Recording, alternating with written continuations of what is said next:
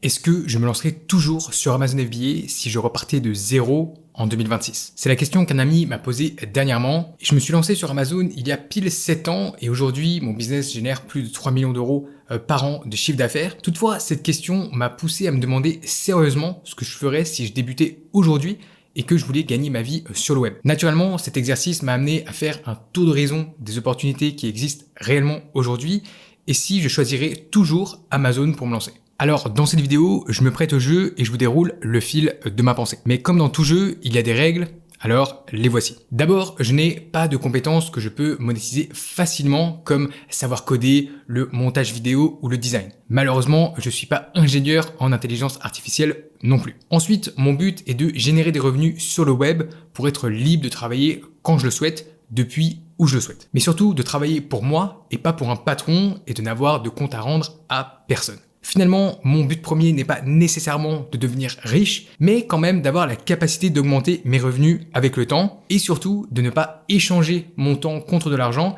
mais plutôt d'avoir un business qui génère des bénéfices en continu. Et pour être totalement transparent, c'était exactement mes objectifs quand je me suis lancé sur le web il y a de ça quelques années. Alors tout ça étant dit, quelles sont mes options en 2026? Eh bien, on peut déjà éliminer tous les services de freelance qui ne rentrent pas dans ces critères. Car ici, on échange son temps contre de l'argent en fournissant une prestation, un service. Alors même si on peut augmenter ses prix avec le temps, il y aura toujours une limite car il y a seulement 24 heures dans une journée. Et puis, si j'arrête de travailler, j'arrête aussi de gagner de l'argent. Donc ici, ça ne marche pas. Créer une chaîne YouTube comme celle que vous êtes en train de regarder, c'est possible, mais sur quel sujet? Et comment la monétiser? Parce que la plupart des chaînes YouTube coûtent plus d'argent que ce qu'elles rapportent. Et je vous rappelle que dans ce scénario, je n'ai pas de compétences ou d'expérience à monétiser. Monter une agence, il faut pouvoir proposer un service. Marketing, copywriting, design, peu importe, il faut pouvoir délivrer des résultats à ses clients. Et la plupart des agences ont d'abord commencé par un prestataire qui proposait ses services directement, puis qui a recruté une équipe pour réaliser les prestations à sa place. Alors ça paraît intéressant sur le papier, mais en réalité c'est très compliqué quand on débute et quand on n'a aucune expérience ou compétences précises. Du coup, il reste quoi? Lancer un blog? Ça marchait en 2010, mais aujourd'hui c'est complètement dépassé. Me lancer en dropshipping? Bon, pour être franc, quand vous entendez des gens qui en rigolent à la caisse au supermarché, c'est pas un bon signe. Plus sérieusement, le modèle a toujours été bancal selon moi et je pense qu'il est arrivé en bout de vie il y a de ça quelques années déjà. La réalité, c'est qu'en 2026, les options pour lancer un business sur le web sont quand même assez limitées. En tout cas, il n'y a aucun arbitrage évident qui saute aux yeux. Et attention aux promesses de certains gourous et marketeurs sur le nouveau business model qui va vous rendre riche du jour au lendemain, que ce soit une agence de réseaux sociaux basée sur l'IA, la création de contenu sur TikTok, bref. Dès qu'il y a une nouvelle tendance, on a vite fait croire que c'est là que se trouve la nouvelle opportunité de la génération. Mais l'histoire nous a prouvé que c'est souvent pas le cas. Donc aujourd'hui, il y a toujours des opportunités, mais le domaine des business en ligne s'est largement professionnalisé. Chaque secteur est devenu bien plus concurrentiel car beaucoup de monde a compris le potentiel et l'impact de pouvoir générer des revenus en ligne depuis n'importe où et à n'importe quelle heure. Les tactiques qui fonctionnaient il y a 5 ou 10 ans ne fonctionnent plus aujourd'hui. Dans beaucoup de business, il est nécessaire d'avoir énormément de compétences dans différents domaines assez pointus. L'acquisition de clients, le marketing, la création d'un produit ou d'un service, la gestion d'un site web, la liste est longue et souvent ça demande aussi d'avoir une équipe de spécialistes dans ces différents domaines. Et c'est normal quand on sait qu'il y a 10 ans par exemple, personne ne faisait de la publicité sur les réseaux sociaux. C'était facile de se lancer et même en étant loin d'être expert, on pouvait apprendre sur le tas et quand même avoir d'excellents résultats. Aujourd'hui, les plus grosses entreprises du monde font de la publicité sur Facebook, Instagram, Google, YouTube. Et c'est là qu'Amazon reste une super opportunité aujourd'hui quand on se lance dans le monde du business en ligne, pour plusieurs raisons. D'abord, la concurrence justement. Alors bien sûr, comme partout, il y a de la concurrence sur Amazon. Mais contrairement à d'autres secteurs qui sont devenus extrêmement concurrentiels ces dernières années, comme la publicité sur les réseaux sociaux, la création de contenu sur les réseaux sociaux, ou même la prestation de services, eh bien, sur Amazon, la concurrence est restée à peu près au même niveau. Je le vois dans mon business, ce n'est pas plus difficile de lancer des produits en 2026 que ça l'était en 2018 ou 2019. Il y a eu de nouveaux vendeurs qui sont arrivés, bien entendu, mais aussi de très gros vendeurs qui sont partis, comme des vendeurs chinois qui se sont fait remercier après avoir enfreint les règles pendant des années, ou des grosses marques qui ont choisi de se concentrer sur leur modèle DTC, Direct to Consumers, comme Nike, Ikea ou Birkenstock. Tant mieux pour nous, ça fait de la place. Ensuite, parce qu'Amazon est avant tout une plateforme qui met en relation des acheteurs d'un côté et des vendeurs de l'autre. Et rien que cet aspect, ça résout déjà beaucoup de problèmes quand on se lance. Comment trouver mes clients? Ils sont déjà sur Amazon. Comment faire pour que les clients me fassent confiance et achètent mon produit? Ils font déjà confiance à Amazon, ils ne font même pas attention aux vendeurs. En fait, la plupart des clients pensent que c'est Amazon qui vend directement les produits. Alors que dans plus de 60% des cas, c'est un vendeur tiers comme vous et moi. Cela veut dire que pour un débutant, il y a beaucoup moins de choses à apprendre et à maîtriser car la plateforme prend en charge une grande partie de l'opérationnel. L'acquisition de clients, l'encaissement des paiements, la gestion des commandes. En tant que vendeur, on n'a pas à s'occuper de tout ça. On n'a pas non plus à créer un site web optimisé aux petits oignons pour convertir. Tout ça est déjà sur Amazon. Et un autre point extrêmement favorable, c'est qu'Amazon gère toute la logistique pour nous. Grâce à son réseau d'entrepôts à travers la France, l'Europe, les États-Unis et le monde, vous n'avez pas à vous occuper du stockage de votre marchandise, de l'expédition des commandes aux clients ou de gérer les retours. Encore une fois, Amazon s'en charge pour nous et à un tarif ultra compétitif.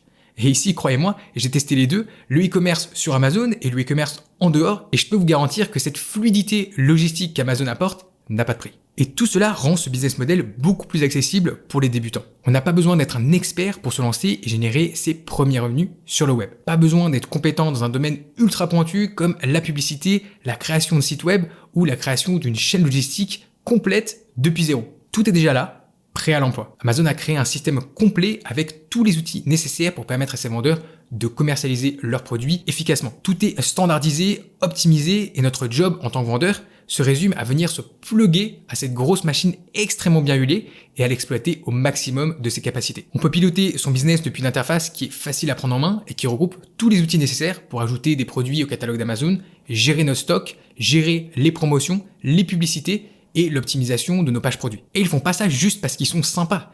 Ils font ça parce que plus les vendeurs vendent leurs produits, plus Amazon gagne de l'argent, tout simplement. Et d'ailleurs, quand on y pense, c'est un business model qui est très sain. C'est du gagnant, gagnant, gagnant.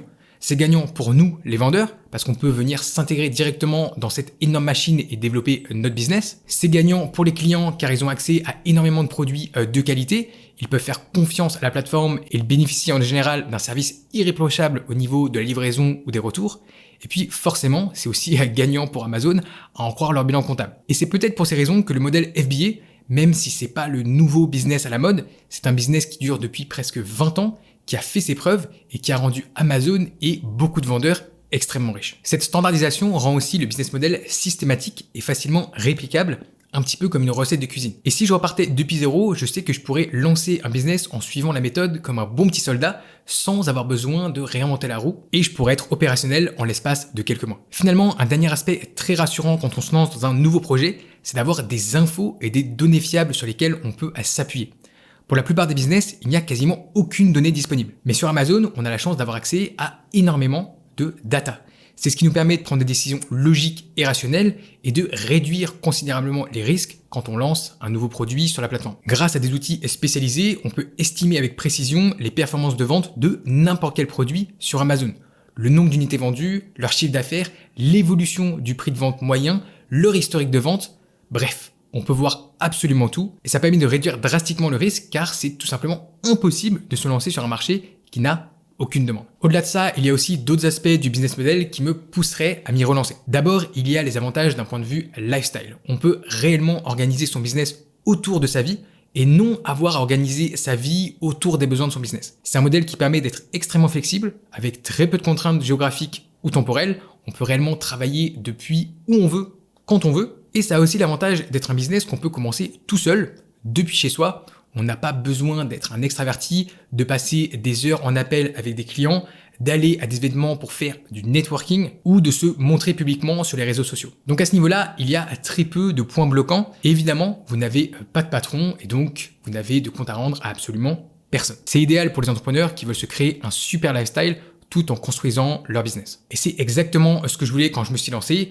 D'ailleurs, j'ai eu la chance de pouvoir développer mon business depuis différents pays, que ce soit en Thaïlande, au Panama, en Espagne, en Colombie et même quand j'étais en voyage. Et c'est un business qui m'a permis d'avoir la flexibilité de pouvoir choisir mon style de vie, avec des moments où je travaillais plus et des moments où je travaillais un peu moins et où le business continuait de tourner, ce qui me permettait de profiter pleinement d'autres facettes de ma vie. Un autre aspect qui est pour moi très important et je dirais même essentiel, c'est la capacité à pouvoir développer son activité et augmenter ses revenus. Autrement dit, le potentiel de croissance du business. Faire ses premières ventes et gagner ses premiers milliers d'euros en ligne, c'est une sensation absolument incroyable et je vous souhaite de la vivre si ce n'est pas déjà le cas. Je me souviens encore de la première fois que j'ai vu ces ventes sur mon dashboard Amazon et j'étais très fier, même si c'était pas grand chose, 1000, 2000 euros, mais je l'avais fait. J'avais réussi à générer des revenus en ligne avec un business, avec un système, mais une fois que cette phase initiale est passée et qu'on gagne quelques milliers d'euros par mois en ligne de manière régulière, on peut voyager,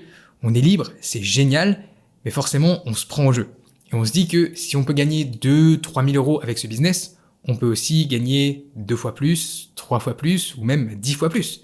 Et surtout que on voit exactement comment faire pour développer le business et augmenter ses revenus, et on voit d'autres vendeurs qui le font dans leur business. Et je vais être clair, je pense que c'est là qu'Amazon FBA domine absolument tous les autres business, car tous les systèmes sont là, prêts à être exploités sans aucune friction. La différence entre avoir un produit en vente sur Amazon et en avoir 10, eh bien au final, elle est assez minime. C'est pareil pour 20, 30 ou 50 produits. Je connais des vendeurs qui se sont jamais arrêtés de scaler et qui ont des business à plusieurs dizaines de millions avec des centaines de produits en vente. Et à ce stade-là, rien ne change au niveau des systèmes et des méthodes que vous utilisez. La plateforme Amazon reste la même.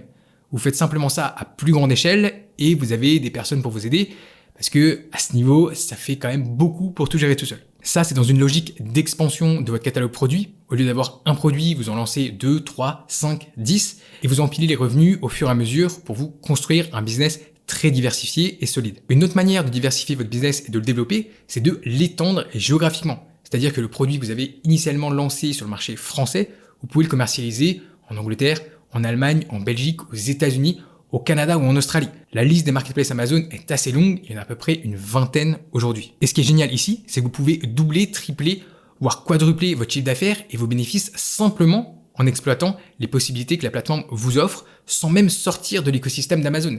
C'est exactement la même interface, c'est le même compte vendeur et vous vendez les mêmes produits avec les mêmes avis clients qui sont synchronisés entre tous les pays. Et encore une fois, grâce à toute l'infrastructure logistique et au système très poussé et optimisé d'Amazon, tout ça se fait avec très peu de friction. Parce que quand on dit expansion internationale, aller vendre ses produits à l'étranger, ça peut faire peur et on a l'impression que c'est réservé aux entreprises multinationales. Mais sur Amazon, c'est largement simplifié, comme à peu près tout le reste, et c'est accessible à des petites entreprises comme les nôtres. Et quand on parle de potentiel de croissance, d'augmenter ses revenus, il faut comprendre une chose, c'est qu'en business, souvent, il faut quand même être au bon endroit, au bon moment, c'est ce qui nous permet de surfer la bonne vague. Et il y a quand même énormément de paramètres qui nous montrent qu'aujourd'hui, vendre sur Amazon, ça rentre exactement là-dedans. Et la manière dont je vois ça est divisée en deux. D'abord, il y a la partie e-commerce, avec le secteur tout entier qui continue de progresser d'année en année. En France, l'e-commerce poursuit sa croissance et a atteint 175 milliards d'euros en 2024, une augmentation de 60% en 4 ans quand même, qui a été accélérée après la pandémie. Ça, c'est pour l'e-commerce de manière globale. Ensuite, il y a comment est-ce que vous vendez en e-commerce ? Comment est-ce que vous vous êtes positionné dans ce marché pour profiter de cette opportunité et pour surfer la vague ? Je pense qu'ici, être présent sur Amazon, vendre vos produits sur la plus grosse marketplace e-commerce du monde, c'est tout simplement un incontournable. Amazon est le leader incontesté sur le secteur du e-commerce pour particuliers et ses parts de marché continuent d'augmenter. En France, c'est la première marketplace très loin devant Cdiscount avec plus de 40 millions de visiteurs par mois contre 17 pour son rival. Même chose aux États-Unis où Amazon domine sans partage avec plus de 40% des parts de marché. Pour vous donner quelques chiffres, Amazon aujourd'hui c'est plus de 600 milliards de dollars de chiffre d'affaires, c'est environ 200 centres de distribution et entrepôts répartis dans plus de 17 pays et plus de 300 millions de clients à travers le monde. Je sais, ce sont des chiffres qui donnent le vertige, on a du mal à se rendre compte de l'échelle à laquelle l'entreprise opère et pourtant ce sont des chiffres qui ne vont clairement pas en rester là. Car Amazon continue d'investir dans sa croissance, d'innover et de dominer complètement le marché du e-commerce B2C. C'est ce système qui m'a permis de passer de 0 à plusieurs centaines de milliers d'euros de ventes en moins d'un an et de développer mon business à plusieurs millions par an. Et c'est aussi grâce à ce modèle que des petites entreprises ont construit des empires à plusieurs dizaines, voire centaines de millions par an, comme Anker, entreprise qui a commencé comme simple vendeur de câbles USB sur Amazon et qui est maintenant une entreprise cotée en bourse. Ou Create, une entreprise créée il y a à peine 2 ans et qui génère plus de 20 millions par an avec une seule référence produit sur Amazon. Ou encore Loop, une petite entreprise belge qui a décollé grâce à un produit tout simple et génère aujourd'hui 10 millions d'euros tous les mois sur Amazon. Alors oui, avec mes 3 millions annuels, je suis un tout petit joueur par rapport à de très gros poissons. mais ça vous montre le potentiel du modèle. La limite, c'est réellement vous qui la fixez. Donc, à mon avis, se positionner sur le secteur du e-commerce aujourd'hui reste une très bonne opportunité avec un marché qui est réellement énorme et un marché qui est toujours en croissance. Et dans ce secteur du e-commerce, se positionner spécifiquement sur Amazon, la plateforme qui domine, la plateforme qui continue de s'étendre et de se développer, à mon avis, c'est le combo gagnant. C'est là que vous voulez être. Ici, je dois quand même vous prévenir que quand on parle de vente sur Amazon, il y a en réalité plusieurs modèles que vous pouvez utiliser, mais ils sont loin d'être tous égaux. Il y en a globalement à 4 quand on parle d'e-commerce sur Amazon. Le premier, ça va être ce qu'on appelle l'arbitrage, parfois connu sous le nom de retail arbitrage. C'est un modèle qui consiste à, comme son nom l'indique, arbitrer entre les prix que vous allez trouver en magasin et les prix qui sont pratiqués sur Amazon. Quand un magasin fait une réduction ou un déstockage, certains produits vont être bradés et vendus à des tarifs très bas. Et donc, si vous l'achetez en magasin pour 10 € et que vous le revendez sur Amazon pour 12 ou 15 €, eh bien, vous pouvez empocher la différence. Le gros problème avec ce modèle, et c'est pour ça que je ne le recommande absolument pas, c'est que pour moi, ce n'est pas un business. C'est une manière de gagner un petit peu d'argent de poche, mais vous ne faites pas réellement de e-commerce, vous faites simplement de l'achat-revente en listant des produits sur Amazon. Et la réalité, c'est que c'est une réelle galère. Il faut sans cesse faire la chasse au déstockage, aux promotions pour aller acheter les produits, et puis il faut se déplacer en personne, acheter du stock et investir des centaines d'euros sans avoir la certitude que ça va se vendre. Parce que ce qu'il faut comprendre aussi, c'est que sur Amazon, les prix sont dynamiques, surtout sur des produits comme ça. Vous n'êtes pas le seul à vouloir profiter de cet arbitrage. Et donc, c'est une guerre sans relâche pour avoir le prix le plus bas. Et le produit que vous avez acheté à 10 € pensant le revendre à 12 ou 15 € sur Amazon, eh bien, au final, le lendemain, il est peut-être à 9 € sur Amazon. Et donc, vous avez votre stock sur les bras que vous devez revendre à perte. Ce que je n'aime pas du tout avec ce modèle, c'est que vous ne créez absolument rien. Vous achetez simplement les objets d'une autre marque. Ça peut être des écouteurs Sony, ça peut être une poupée Barbie, peu importe. Mais vous achetez les produits d'une autre entreprise, d'une autre marque, et vous êtes simplement un revendeur sans aucune valeur ajoutée dans la chaîne. Le deuxième modèle, qui est un petit peu plus avancé, mais qui repose globalement sur le même mécanisme, c'est ce qu'on appelle le wholesale, ou la vente en gros. C'est le fait d'acheter auprès de grossistes des produits à des prix distributeurs, et de vous occuper ensuite de la commercialisation de ces produits sur Amazon. C'est un petit peu mieux que le retail arbitrage, forcément, car vous avez des relations avec des grossistes, avec des fournisseurs. Mais là encore, vous n'avez pas vos propres produits, votre propre marque, et vous êtes simplement un intermédiaire qui s'occupe de la dernière étape sur Amazon. Vous avez aussi des marges qui sont très réduites, et puis c'est un business model bancal, parce que du jour au lendemain, le grossiste ou la marque peut décider de commercialiser les produits eux-mêmes. C'est ce qui est arrivé récemment à un vendeur que je connais qui avait une relation depuis plusieurs années avec un grossiste et qui, au final, s'est vu retirer ses droits de vendre les produits de cette marque du jour au lendemain et ça a fait disparaître son business. Donc, vous n'êtes pas du tout en contrôle et à mon avis, c'est un problème. C'est encore une fois une simple manière de gagner de l'argent, mais ce n'est pas réellement un business que vous créez, que vous pouvez développer. Vous ne pouvez pas lancer de nouveaux produits, vous ne pouvez pas innover, vous êtes contraint de travailler en quelque sorte pour un patron, pour un grossiste qui dicte les tarifs et les termes de votre relation. Et puis, il y a le fameux private label en anglais, ou marque blanche si on veut vraiment le traduire en français. Le but ici, c'est d'avoir votre propre entreprise, vos propres produits vendus sous votre propre marque. Alors pourquoi est-ce qu'on appelle ça le private label? C'est parce que vous n'allez pas inventer ou créer vous-même ces produits. Vous n'êtes pas Samsung, donc forcément, vous n'avez pas les capacités d'aller créer vos propres produits dans vos usines. Mais ce que vous pouvez faire, c'est faire produire les produits de votre marque directement par une usine spécialisée, souvent dans un pays asiatique. C'est d'ailleurs la méthode que beaucoup de grandes entreprises utilisent, des marques que vous avez chez vous, que vous utilisez tous les jours, que ce soit Decathlon, Sony ou Tefal. Ces marques-là ne possèdent pas leurs propres usines. Elles utilisent des fabricants, des sous-traitants, des usines en Chine qui peuvent produire leurs produits selon leurs spécifications et évidemment avec leur propre marque. Donc en private label, on opère sur ce même modèle, mais bien sûr, on le fait à une échelle beaucoup plus petite. Vous n'allez pas vous transformer en Decathlon du jour au lendemain, c'est pas le but. Le but, c'est simplement d'être le propriétaire de sa marque, d'être en contrôle de ses produits et surtout d'être l'unique vendeur de ses produits et ne pas avoir à batailler avec des dizaines ou des centaines d'autres vendeurs qui vendent les mêmes produits que vous et qui appartiennent à une marque connue. Donc ça, c'est le private label. Maintenant, le problème, c'est qu'il y a beaucoup de personnes qui entendent ça et qui disent « Ok, je vais prendre ce produit et je vais aller le faire produire par une usine en Chine, pas de problème. Je vais créer ma marque avec un beau logo et j'applique ma marque sur ce produit et hop, le tour est joué. Je fais du private label et je suis vendeur professionnel sur Amazon. » C'est exactement pour ça que j'ai développé la méthode du private label 2.0. Le but ici, ce n'est pas de copier des produits existants et de simplement apposer votre marque dessus avec un simple sticker sur l'emballage. Le but, c'est de créer des produits qui sont réellement uniques, qui sont différenciés et qui apportent une réelle valeur aux clients. C'est ce qui va vous donner un réel avantage sur Amazon, c'est ce qui va vous permettre de pénétrer le marché, de vous imposer et de faire votre place sur la plus grosse plateforme e-commerce du monde. Cette méthode-là repose entre autres sur une stratégie de recherche produit qui est minutieuse et calibrée pour repérer des marchés porteurs, des marchés avec des inefficiences entre la demande et l'offre actuelle proposée par les concurrents. Et une fois qu'on a identifié ce type de marché, notre but en tant que vendeur, c'est de créer une offre qui pourra pénétrer ce marché sur long terme et de trouver une usine spécialisée qui pourra produire la marchandise selon nos spécifications. Alors je sais que ça peut paraître un petit peu compliqué dit comme ça.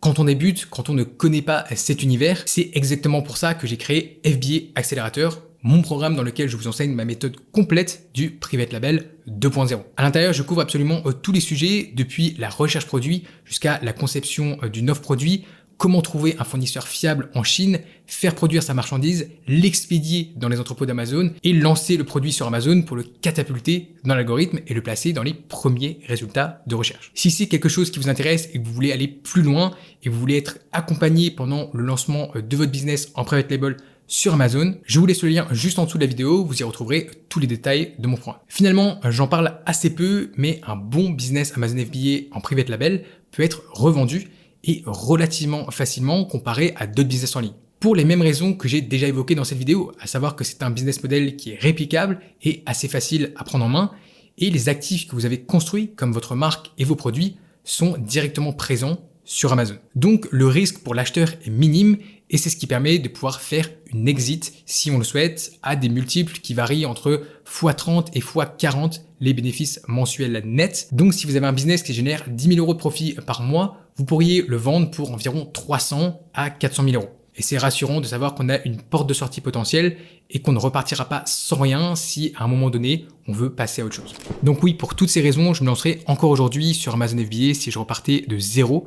C'est d'ailleurs pour ces mêmes raisons que je continue de développer mon business, de lancer des nouveaux produits plutôt que de chercher à le vendre ou à m'en débarrasser absolument. Car à mon avis, il y a encore énormément de potentiel et de croissance à aller chercher sur Amazon et en e-commerce en général. Comme je répète souvent sur cette chaîne, Amazon FBA, c'est un business qu'on construit sur la durée, méthodiquement, brique par brique, et qui peut donner de très bons résultats. C'est avec cette approche que je me lancerai si je redémarrais de zéro, avec pour ambition de construire un vrai business en ligne qui soit solide, durable et rentable. Si vous voulez voir comment j'ai créé mon premier produit best-seller sur Amazon et vendu plus de 100 000 unités, vous pouvez regarder ces vidéos juste ici. Si vous préférez savoir comment cette petite entreprise belge génère plus de 10 millions par mois sur Amazon, cliquez ici.